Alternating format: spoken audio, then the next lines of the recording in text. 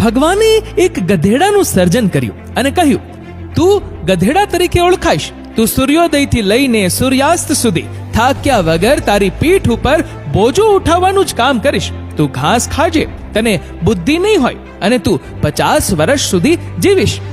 ગધેડો બોલ્યો, હું ગધેડો થયો એ બરાબર છે, પણ પ્રભુ 50 વર્ષનું આયુષ્ય ઘણું બધું કહેવાય. મને 20 વર્ષનું આયુષ્ય આપો ને.